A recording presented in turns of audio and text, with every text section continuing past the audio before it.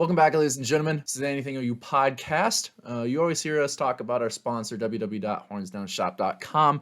We would personally like to announce that we now have a t-shirt. You can now fully support this podcast, and we would really appreciate you guys for going and checking it out. You've been seeing the pop-ups come up, and appreciate you guys. Much love as always, and let's get in the video. Back, ladies and gentlemen, to the AnythingOU Podcast on the Chris and Drew Show. Really appreciate you guys for stopping by. We have a good video for you guys today. I'm your host, Christian Williams. Man, I got my two guys here. Drew England, my co-host, our producer, Mr. Andrew Smith. How you guys doing? Good. Excited to get into this interview. I mean, me and Andrew talking baseball. Hey, it's gonna be good. Yeah, I'm really excited about it. Dude, it's going to be cool. So I had Andrew and Drew kind of run through this video, guys. And but before we get into this, I want to quickly tell you about our sponsor. Real quick, before we get into it, I want to tell you guys about our sponsor, www.hornsdownshop.com. If you want to get all of your OU swag on and get some of your Deshaun White gear, you can do so there. Link in the description. And let's get into this video. Welcome back to the Anything OU Podcast, the Christian Drew Show. As you can see, I'm not Christian Williams. I'm going to be hosting today. I'm Drew England. Got a co-host today, our producer, Andrew Smith. Andrew, what's up, man? What's going on, guys? Excited to be here. Nothing much. Yeah, we got a great interview today on the Anything OU Podcast. The Sandman, David Sandlin, starting pitcher for the Oklahoma Sooners, number 28 in your program, number 1 in your hearts. David, what's up, man? How you doing? Good. How y'all doing? We're good. So we're recording this on Wednesday, and the day after the OSU game in Tulsa and what a game that was, man. Just talk us through that for a second before we get into the interview. So the thing is, actually, me and our Friday starter, Jake Bennett, didn't get to make the trip. They wanted us to stay back, rest up and everything. So I got out of my calc test at about the 5th inning.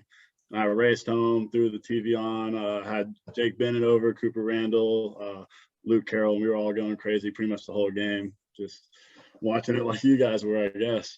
Yeah, yes, sir. It was exciting stuff. It was great because we there seems to be a theme with this team, like never giving up, coming back from behind, sticking with it, and earn some really good wins. Oh, absolutely. I mean, there's no quitting this team. We know we can come back no matter the deficit, and just one pitch at a time, one inning at a time, just whatever it takes to get the win. That's right. It's a great mentality. So let's get to know you a little bit. Everybody knows you as the Sandman, the starting pitcher for the Oklahoma Sooners. You know, So take us back to high school days and even growing up playing baseball and stuff like that. What were some of your favorite memories growing up, and when did you know this was something that you really wanted to do? Into high school and then obviously into college? So, I mean, I was always a big football fan growing up, big, of course, Sooner football fan, loved watching them back in the day. But kind of towards the end of my high school career, didn't play varsity freshman through junior year, hit a growth spurt, started getting some velocity on the mound and everything. Got to make my first appearance on varsity senior year. Made All-State, which was a huge honor, and to play with the guys that I played that year was tremendous. So that was probably my best memory. And then that year is like, okay, I can really do something with this. I might have a future in this. Yeah, absolutely. And coming from a place like Owasso, and I mean, those of us who have grown up in the Tulsa area, I'm from Sand Springs. Andrew grew up around the Tulsa area as well. And we know, playing Owasso, I'm kind of a little bit older than you guys, but I graduated in 2005, but playing those Owasso teams is no joke. And so being able to come out of a place like that is pretty awesome. Talk a little bit about Owasso, and for those of us, or for those people that may not know the kind of talent that has come out of Owasso High School. I mean, it's a special place. You step foot at that high school, especially the baseball environment there. It's like you got a D1 college, a Power 5 program. We've produced many draft picks. Former Sooners have been from Owasso. I mean, it's just loads and loads of talent. I think my senior year, we had our starting lineup is pretty much all Division I Power 5 program guys now. So it was a huge honor to be able to go through that program throughout high school and really elevate my game.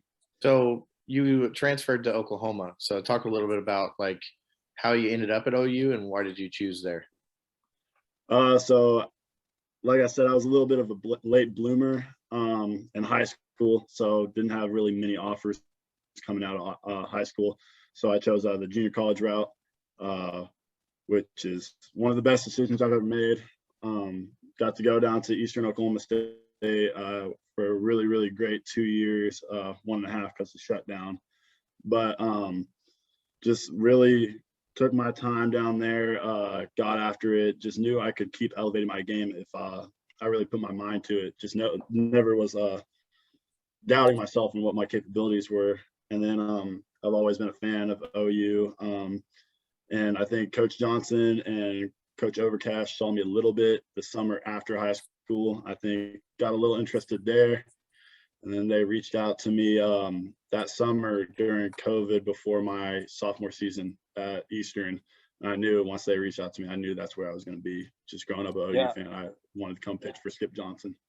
Yeah. So a good segue into that, as a pitcher, was it like getting coached by a guy like Skip Johnson, who has had, so many different pitchers when he was at the University of Texas, and then his pedigree with some of the MLB guys, like Clayton Kershaw and some of those guys. What's it like being able to be coached by a guy like that on a daily basis? Man, you got to be ready to soak up a lot of information. You got to be a sponge around him. He has a lot to teach you, a lot to learn from him. He has all that, like he can transfer from big league names, like Kershaw, and like he'll work with Jake, lefty on left, and he can elevate your game because he can see that in you as a player. Because obviously those guys were where we're at some point. So getting to get that insight that he gives to even major league players, Cy Young winners, all-stars that he gives to us, it's truly a blessing. So what's your major, and then also speak alongside with that, like what are some of your plans and goals after baseball, or even just after OU? So right now I'm majoring in sports business management. That way, if I'm fortunate to have a career after OU, and hopefully a lengthy one at that, I can convert that over to being either somewhere on an analytics team for a major league organization or college team, work as a coach, or even a player agent. That's awesome. Any specific job, like after, I know first and foremost you definitely getting drafted, something like that is definitely on your mind and stuff like that. But just kind of want to see what the options are after your playing days. Like I said, definitely a player agent. That really piqued my interest. Getting in the whole draft process with all that stuff, it would really be cool to work with teams still, like major league teams, and then working with the college kids and high school kids and getting them through the stepping stones that I'm currently going through right now. Right on.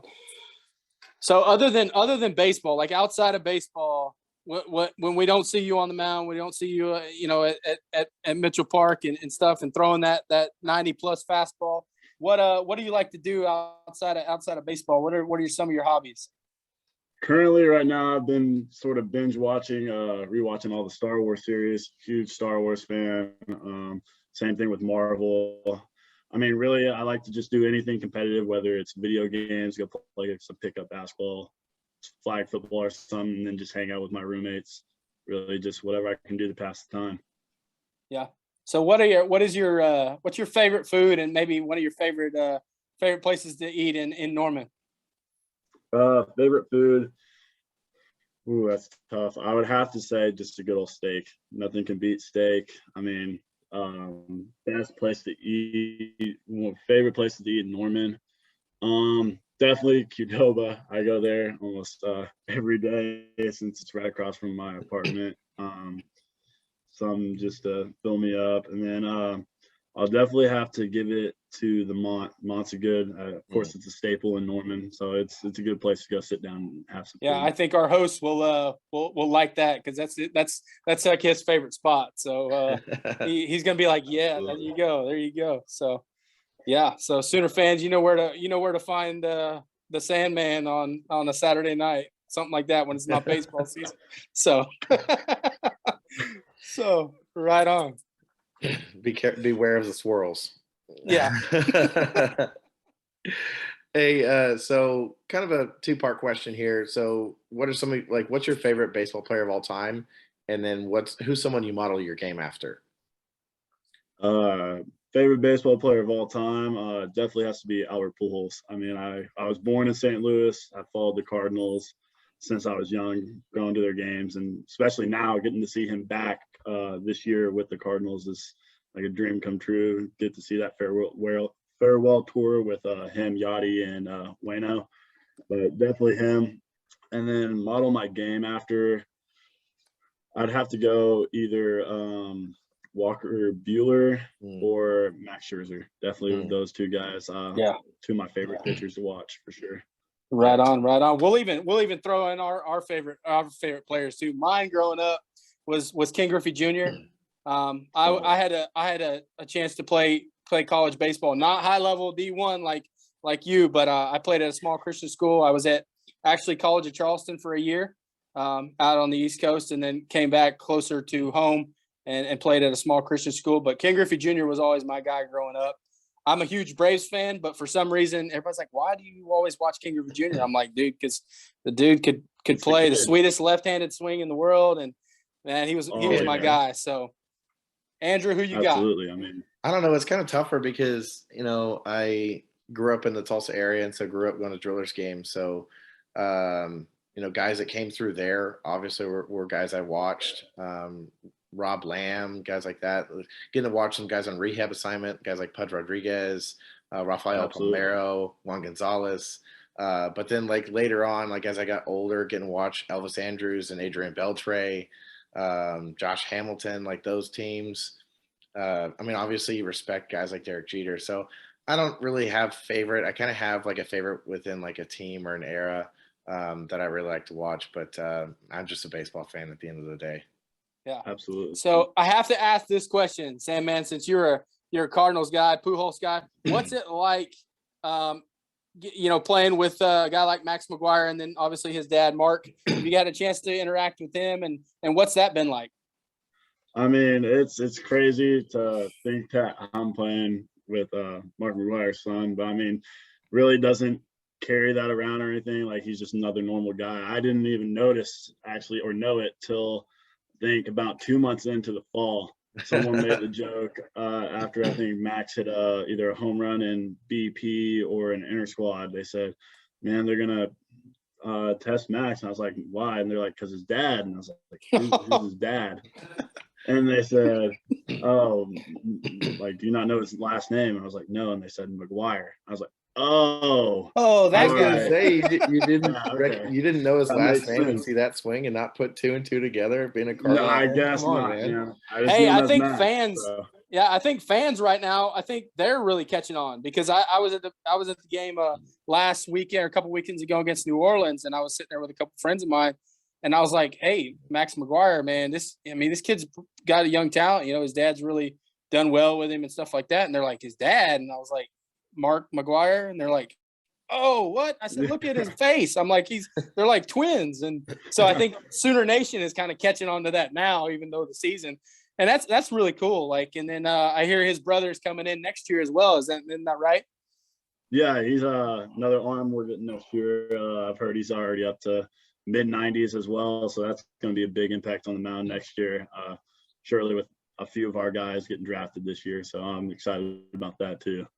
Yeah, that's awesome. Question for you. So coming into Texas weekend, obviously OU Texas, big deal, right? So give us a little bit of your thoughts on the preview of the weekend and looking forward to your experience with it.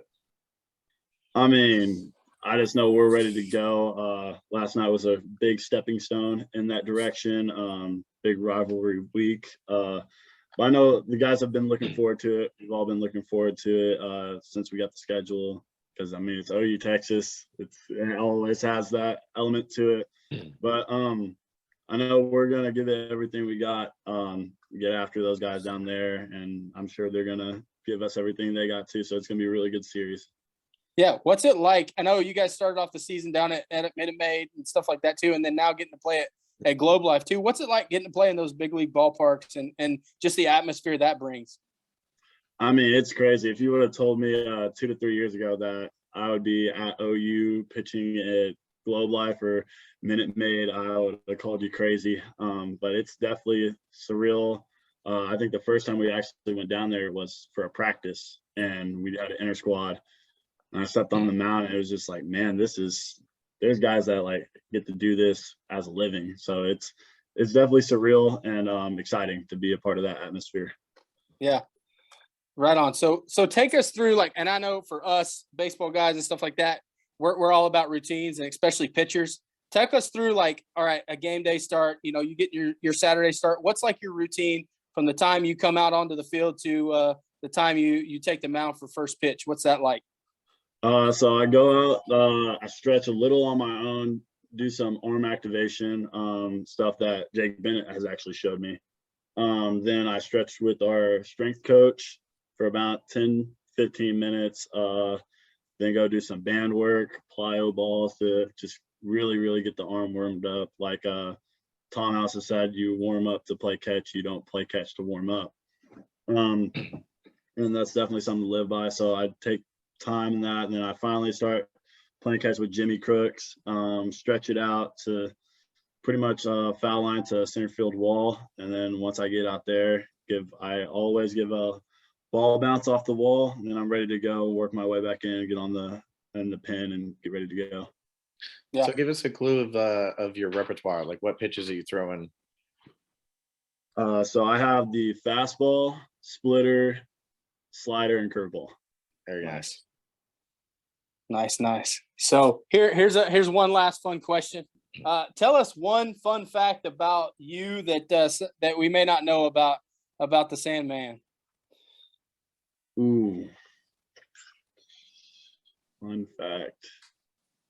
And that's tough. I guess fun fact is I'm the only boy in my family. I have 4 sisters, so I'm the only one that's grown up playing baseball. Didn't have a brother to play catch with or anything. So that's awesome. Very girl family. Right on. Very right cool. on. Yeah. Well, David, we appreciate you so much for stopping by and for joining the Anything OU podcast. And man, we want Sooner Nation to come out and support baseball. I know that's a big deal for you guys, getting a lot of momentum and stuff like that. And so anytime I'm in town, I try to get out to Eldale Mitchell, and I know that we're going to try to push that to get the fans there and pack the seats for you guys this year. Thanks again for joining us. Andrew, got any final thoughts for him? Yeah, just fans, if you get a chance, it's OU Texas. Make your way down to Dallas area and hit up Globe Life Park and wear your crimson and be loud. Absolutely. I mean, Yes, thank you sir. guys for having me on. It was a pleasure. Yeah, we appreciate it. Thanks, Appreciate it, David. man. No problem.